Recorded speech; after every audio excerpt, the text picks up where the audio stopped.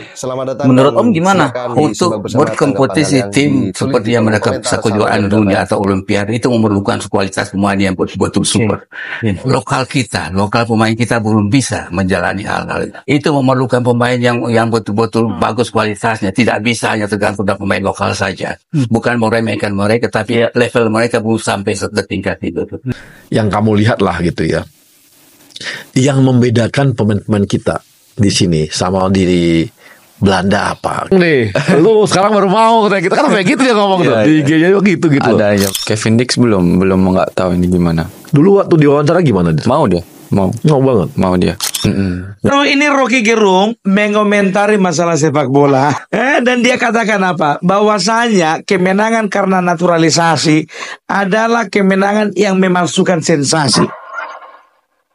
Dari mana kau tahu sensasi? Udah kawin rupanya kau. Enggak kan pernah orang tahu arti sensasi yang sebenarnya kalau nggak pernah kawin. Kira-kira yang lebih pintar dari abang ada nggak? Itu yang pertama. Yang kedua, kalau nggak ada, siapa yang menurut abang paling nggak di sini tuh yang bisa di Indonesia ini yang lebih pintar dari abang? Karena kalau sampai tidak ada, ini seperti saya. Saya ini jadi komentator, laganya lebih pintar dari pemain bolanya sih. Oke, assalamualaikum warahmatullahi wabarakatuh. Selamat datang dan selamat berjumpa kembali sahabat-sahabat Garuda dimanapun kalian berada. Tentunya dalam berbicara timnas Indonesia bersama Pak Erick Thohir akan terus berkembang menghadapi putaran ketiga kualifikasi Piala Dunia 2026 zona Asia. Dan kalau kita mengingat bahwasanya timnas lagi enak-enaknya, timnas lagi jago-jagonya, ada saja masih orang yang mengkritik mendadak menjadi pengamat sepak bola. Kemudian ada sebuah atensi-atensi yang tidak sesuai dengan apa yang terjadi dalam sepak bola. Tetapi dalam timnas Indonesia di negara kita, di negara Indonesia, mendadak campur aduk politik. Memang ya, sepak bola bisa dikaitkan dengan politik, tetapi bukan begitu juga, bro. Kemarin ada yang mengatakan di kolom komentar bahwa jangan terlalu lebay, kata yang berkomentar bahwa di video sebelumnya bahwa jangan terlalu lebay, politik dengan sepak bola itu bisa bersatu. Tetapi politik saat ini saya rasa bersama Pak Erick Thohir soal politik tidak terlalu dijemawakan dan juga tidak terlalu dilulukan, bro. Dan sahabat-sahabat Garuda, dikira Pak Erick Thohir nggak ada yang membela di bawah kepemimpinannya bersama di masa jabatan PSSI. Dikira mereka mengkritik habis-habisan naturalisasi, dan juga ketika timnas Indonesia dilulukan ada saja masih yang mau match fixing. Dan juga dibalik kejadian PON Aceh antara dengan Sultan ini ada dugaan yang tidak diinginkan. Tetapi Pak Erick Thohir akan terus mengusut tuntas siapakah di balik kejadian itu. Maka kalau terbukti terjadi, akan sebuah lisensinya akan dicabut. Dan bahkan sahabat-sahabat Garuda fan, timnas Indonesia bersama Pak Erick Thohir kita telah merasakan bagaimana transformasi perubahan dari liga dan juga timnas. Sahabat-sahabat Garuda fan, bagaimana tanggapan kalian ya? Silahkan ditulis di kolom komentar dan mari kita simak bersama. Jadi, menurut Om gimana untuk berkompetisi tim seperti yang mereka kejuaraan dunia atau Olimpiade itu memerlukan kualitas pemain yang betul-betul super. Lokal pemain kita belum bisa menjalani hal-hal itu. Memerlukan pemain yang betul-betul bagus kualitasnya. Tidak bisa hanya tergantung dari pemain lokal saja. Bukan meremehkan mereka, tapi level mereka belum sampai setingkat itu. Saudi yang berapa kali sudah masuk kejuaraan dunia. Australia sudah 6 kali kejuaraan dunia. Jepang sudah menjadi langganan kejuaraan dunia. Itu akan susah bagi kita melawan mereka. Di Qatar, Arab Saudi ngalahin juaranya Om, Argentina 2-1. Ya, itu dia. Nah, sekarang Australia pun kalah sama Bahrain sekarang 1-0 kan. Nah, itu harus dilihat kepada kacamata itu. Bukan kacamata kita mesti bandingkan antara lokal sama pemain-pemain dari luar yang kita datangkan untuk sementara ini untuk membela tim nasional Indonesia. Tapi dengan klaim, berarti Pengurus nggak cinta dong sama pemain lokal atau nggak cinta dong Indonesia? Itu Bukan nggak cinta, tapi yang harus diperbaiki adalah kompetisi di nasional kita mesti diperbaiki dengan bahwa mereka itu betul-betul klub yang profesional, manajemennya profesional, exco-nya juga profesional, dan juga keuangannya juga profesional, tidak tergantung seperti APBD dulu sebelumnya waktu divisi 1 dimulai. Tidak boleh dengan bantuan dari APBD masing-masing daerah. Nah, dalam postingannya Pak Peter juga disebutkan pemain naturalisasi ini masih pegang 2 paspor, sedangkan di kita kan tidak bisa ya Om. Tidak bisa. Menurut Om gimana? Saya kira mereka itu naturalisasi karena ada darah Indonesia di dalam tubuh mereka, itu yang pertama. Yang kedua, bahwa ada izin dari FIFA untuk bisa menjalankan asal punya darah Indonesia. Tapi ini tentu hanya untuk sementara dilakukan sambil menjembatani bahwa kita akan melahirkan pemain-pemain lokal yang setara dengan mereka gitu. Caranya itu Om, bagaimana kita melahirkan pemain lokal? Ya artinya harus keluar negeri dong. Nah, untuk menuju ke sana gimana? Untuk menuju ke sana ya harus dengan pemain usia muda. Saya pernah ke Madrid, saya pernah ke Jepang, dan juga mendapat informasi mereka bahwa produksi lokal itu bukan saya di kompetisi yang divisi 1, tapi juga harus ada kompetisi antara pemain-pemain muda yang ada di negara masing-masing gitu. Oke. Berarti kompetisi seiring ya, artinya berjalan. Seiring, harus pemain muda seiring sejalan dengan kompetisi yang ada di level profesional. Harus sejalan. Nah, problem lainnya Om, di pemain muda kompetisi, banyak orang menilai sepak bola kita nih penuh mafia. Sebetulnya nggak di Indonesia saja. Ya. Bagaimana kita? Nah, itu halangan pertama. Pada waktu saya menjabat sebagai pengurus PSSI bersama-sama Pak Arifin Panigoro, itu Pak Arifin itu sampai mengeluarkan uang hampir 1 triliun, 800 miliar untuk membuat profesional sepak bola di Indonesia. Tapi mendapat tantangan dengan adanya mafia-mafia ini. Sehingga apa yang terjadi? Waktu itu ada 2 kompetisi nasional. Agak susah buat saya untuk memilih pemain kalau ada 2 tim nasional, 2 kompetisi yang berlainan sifatnya gitu. Itu susah buat saya untuk memilih. Pada waktu itu saya sebagai kepala direktur tim nasional dan direktur teknik PSSI. Akan susah buat saya memilih mereka dari mana, dan mereka tidak akan kasih main sama saya atau kasih pinjam hanya untuk beberapa hari latihan. Om, balik ke pemain nih. Di era saya ingat Evan Dimas Om, ada pemain Korsel yang kita kalahin 3-2 di GBK, Huang Hichan. Itu sekarang udah memain di Liga Inggris. Sedangkan di timnas kita Evan Dimasnya juga ya kita tahu cuma main di dalam negeri. Yang salah di mananya Om? Pemain kita atau federasinya yang gagal menjembatani pemain untuk keluar? Saya dua-duanya, kompetisinya juga tidak bermutu. Barangkali juga harus melihat pada kepala para pelatih. Baru sekarang saya melihat bahwa ada pelatih-pelatih Indonesia yang mempunyai sertifikat A+. Dulu tidak pernah ada. Pada waktu saya ke Madrid atau ke Jepang, itu pelatih-pelatih yang under 15, under 14, itu A+ semua. Sehingga apa yang mereka produksi itu betul-betul pemain yang berkualitas menuju kepada umur 17 tahun, 23 tahun, dan seterusnya gitu. Itu yang mesti diperhatikan. Juga kualitas wasit juga mesti diperhatikan, kualitas lapangan juga mesti diperhatikan. Dan juga yang paling diperhatikan, yang harus diperhatikan juga adalah adanya bantuan dari televisi-televisi berupa hak siar.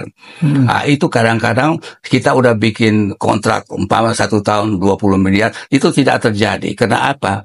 Televisi juga nggak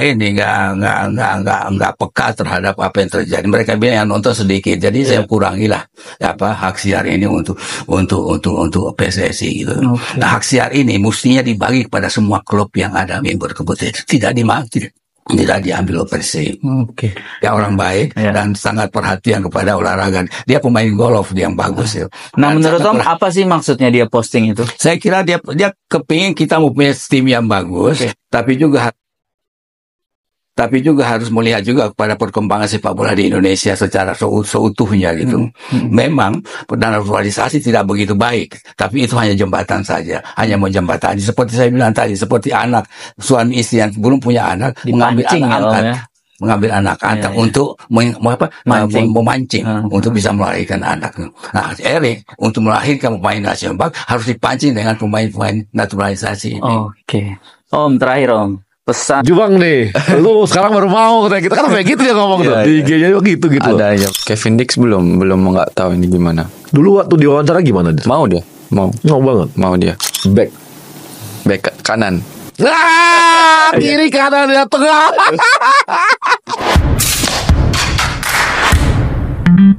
Yang hasil yang kamu lihat lah gitu ya. Yang membedakan pemain-pemain kita di sini sama di Belanda apa gitu. Yang membedakan ya. Iya, apanya disiplinnya atau apa ya, iklimnya atau apa saya nggak ngerti ya.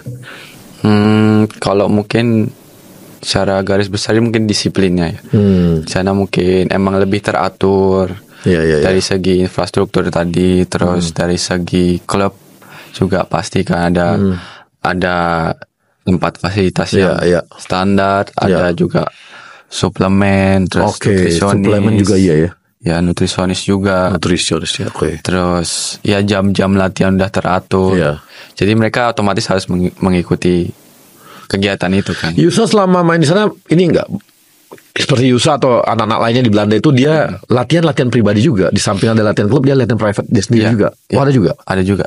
Biasanya itu misal latihannya seminggu itu 4 atau 3 kali. Enggak sih, 4 atau 5 kali. Iya. Satu. Ini udah jelas nih bedanya di mana gitu ya. Kalau dikit ya saya nggak tahu lah ya, saya nggak mau nuduh juga atau apapun gitu ya, tapi mudah-mudahan sih ke depan udah nggak gitu lagi. Tapi kayak saya pernah ngundang Oki Rengga ke sini. Dia bilang Oki ngomong, ya main Indonesia tuh bang kalau malam-malam ngedugem semua bang, kayak gitu. Itu jadi penyakitnya kita, pemain-pemain kita yang udah top-topnya itu gitu. Ini juga kemarin Coach Nova juga sempat ngomong ya, kalau ada beberapa pemain udah mulai merasa star syndrome. Coach Nova bilang gitu ya? Iya, Coach Nova bilang gitu untuk yang U17 ya, udah mulai ada star syndrome, dia bilang begitu. Dia ngomong gitu. Ya ini omongan Yusa ini bisa jadi masukan buat pemain-pemain kita sejak muda. Ya masih usia muda.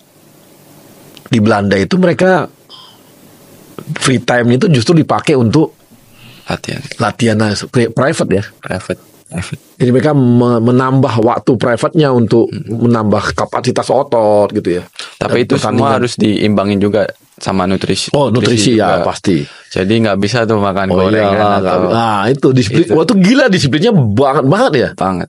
Tapi standar makanan di Eropa Belanda juga ya kan, kita tahu lah. ya roti, terus roti, keju, dagingnya udah ada gitu ya, selalu lengkap. Salad lah paling daun kan gitu ya. Oh, ini Rocky Gerung mengomentari masalah sepak bola.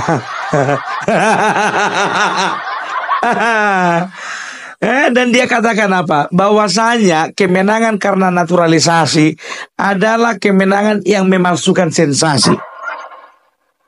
Dari mana kau tahu sensasi? Udah kawin rupanya kau. Enggak kan pernah orang tahu arti sensasi yang sebenarnya kalau enggak pernah kawin.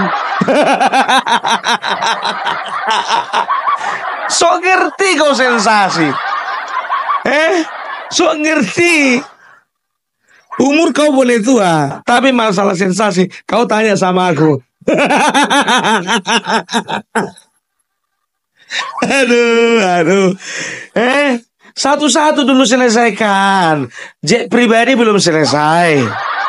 Udah masuk kau ke Fufu Fafa. Bosan kau di Fufu Fafa, masuk kau ke naturalisasi. Apa sih maumu? Mau merasakan sensasi ya?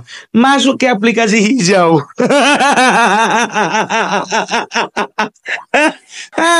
Umur tua tapi harus diajar-ajari. Udahlah yang betul-betul itu aja lah kerjakan.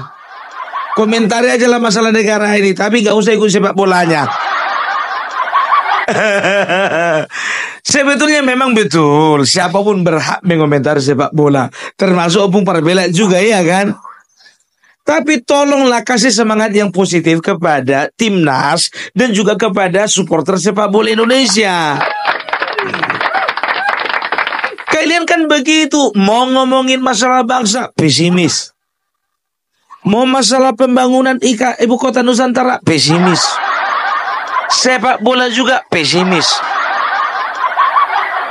Masalah kesuburan dalam melahirkan anak juga pesimis.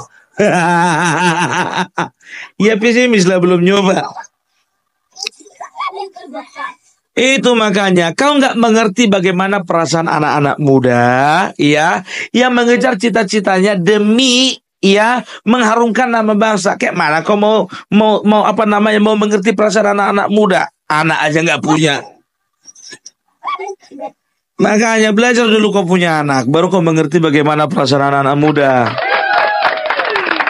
Bukan bermaksud menyerang pribadi, tidak ya. Jauh-jauh lah dari aku kayak gitu ya. Maksudnya apa? Itu kan cuma sekedar analogi. Bahwasanya setiap anak bangsa ini perlu dalam tanda kutip diracuni dengan pikiran-pikiran positif. Kemarin ada itu pengamat sepak bola, ya, yang botak-botak itu, yang agak sipit-sipit kulitnya putih, pakai kacamata, ya kan? Apa dia katakan? Saya tidak percaya bahwasanya Indonesia masuk tim sepak bola. Gue berani taruhan, kita nggak akan lolos Piala Dunia. Ya, jangan sampai taruhan dong. Enggak, serius. Berharap dulu. Enggak realistis. Kita tidak akan lolos. Ya itu.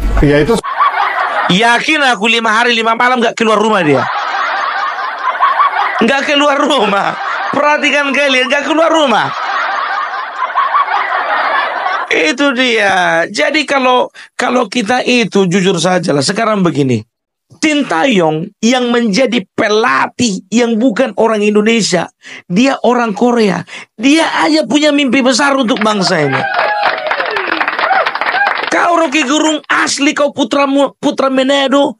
Manado itu saya tahu sampai sekarang belum keluar itu dari PT Indonesia. Nggak tahu Manado atau Sulawesi Utara, sama lah itu, enggak. Kau di Manadonya atau di mananya? Tapi nggak punya kau nggak punya keinginan kuat untuk memajukan persepak bola Indonesia. Nggak usah komentari. Bicara sensasi pula kau. Sekarang yang kau komentari masalah naturalisasi. Gini, kau berkata bahwasanya ya Indonesia ini, ya timnas Indonesia itu adalah timnas palsu. Karena apa? Kebanyakan pemainnya adalah pemain palsu. Kenapa dikatakan pemain palsu? Pendapatmu oleh karena sebagian besar pemain Indonesia itu pemain naturalisasi. Sekarang apa masalahnya dengan naturalisasi? Coba ingat ini. Tidak, Indonesia itu bukan satu-satunya negara yang melakukan naturalisasi. Di antara Pak SBY, Pak Prabowo, dan Pak Jokowi, kira-kira yang lebih pintar dari abang ada nggak? Itu yang pertama. Yang kedua, kalau nggak ada, siapa yang menurut abang paling nggak di sini tuh yang bisa di Indonesia ini yang lebih pintar dari abang?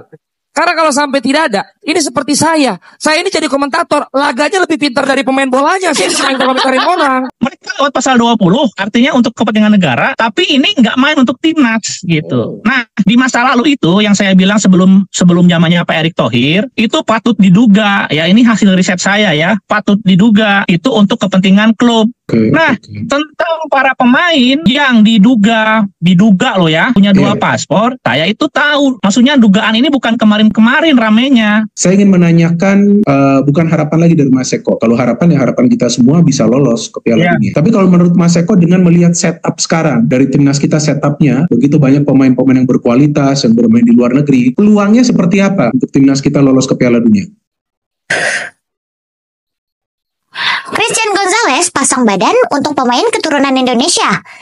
Legenda timnas Indonesia, Christian Gonzalez, mengapresiasi performa para tim Garuda yang sudah menjalani 2 laga di kualifikasi Piala Dunia 2026. Dirinya menonton pertandingan langsung di SUGBK saat Indonesia versus Australia pada Selasa 10 September 2024 lalu. Ia mengaku bangga dengan perjuangan para pemain yang bisa mengimbangi kekuatan tim Asia langganan Piala Dunia, terutama pada saat Indonesia melawan Arab Saudi. Gonzalez melihat para pemain disiplin dan berhasil cetak gol. Ditambah lagi dengan kehadiran man of the match saat ini, yakni Marten Pas, yang bermain dengan sangat luar biasa. Namun di lain hal, pria berusia 48 tahun itu turut berkomentar mengenai komposisi pemain timnas Indonesia saat ini. Seperti saat menghadapi Arab Saudi dan Australia, 9 dari 11 tim Indonesia merupakan pemain naturalisasi yang lahir dan besar di negara Eropa, khususnya Belanda. Sisanya lahir dan besar di Indonesia. Gonzalez mengaku jika jumlah pemain keturunan tersebut terlalu banyak. Namun menurutnya, hal tersebut sudah menjadi wewenang dari pihak PSSI dan pelatih. Dirinya juga mengatakan jika kualitas para pemain keturunan memang pantas dimainkan, kenapa enggak? Lagi pula, mereka yang merupakan pemain keturunan adalah mereka yang berkorban melewati proses naturalisasi untuk membela timnas Indonesia. Oke, sahabat-sahabat Garuda, saya rasa cukup tentang statement kali ini. Bagaimana timnas Indonesia di era kepemimpinan Pak Erick Thohir tentunya akan terus membuat timnas Indonesia menjadi tim yang lebih solid lagi. Tidak seperti mereka yang katakan, tidak seperti mereka yang mengkritik habis-habisan, tidak seperti mereka memfitnah PSSI dengan program naturalisasinya. Mungkin mereka adalah orang-orang yang di persoalan politik, elit mafia atau elit politik yang terjun ke sepak bola tetapi tidak memahami bagaimana kejadian dalam sepak bola itu sendiri. Naturalisasi menjadi ladang mereka, menjadi manfaat mereka untuk menyerang habis-habisan PSSI di bawah komando Pak Erick Thohir. Mereka elit politik datang langsung ke sepak bola dengan mengomentari, udahlah Pak, Bapak yang kemarin mengkritiki PSSI, Rocky Gerung, kemudian siapa, Peter, kamu nggak usah ikut campur dalam urusan sepak bola Pak. Di negeri ini ya Pak, kamu urusin saja mahasiswa yang masih kurang pengetahuannya dan EQ-nya, wawasannya yang masih belum cerdas ya Pak. Bapak mending fokus saja dalam persoalan politik. Bapak mending fokus saja dalam memberikan pandangan dan wawasannya. Dalam persepak bolaan Bapak itu tidak jadi lebih baik Pak. Serahkan saja semua keputusan ini kepada Pak Ketum PSSI, yaitu Pak Erick Thohir, yang sudah berpengalaman di bidangnya. Semua masyarakat kita yang rata-rata pecinta sepak bola Pak, semua mendukung program Pak Erick Thohir, program PSSI yang sedang dijalankan, yang sudah sesuai dengan apa yang pernah sebelumnya dijalankan atau dilakukan oleh hampir semua negara-negara. Dan itu negara besar yang ada di Eropa melakukannya. Paham kan Pak maksudnya Pak? Maka lebih baik Bapak jadi nggak usah melabrak urusan yang memang bukan di dalam bidangnya. Sebab pasti akan nggak ngudeng alias nggak nyambung Pak. Ya toh. Oke ya, sahabat-sahabat Garuda, bagaimana tanggapan kalian? Silahkan ditulis di kolom komentar. Dan jangan lupa like dan subscribe channel ini. Dan share sebanyak-banyaknya agar kalian dan teman-teman kalian bisa tahu bagaimana perkembangan sepak bola timnas Indonesia yang akan terus melaju dengan harapan besar lolos ke Piala Dunia 2026. Dan sahabat-sahabat Garuda, salam sepak bola keren, salam sepak bola bersih. Bersama Pak Erick Thohir, timnas Indonesia akan terus terbang tinggi mendunia. Bersama saya, salam olahraga.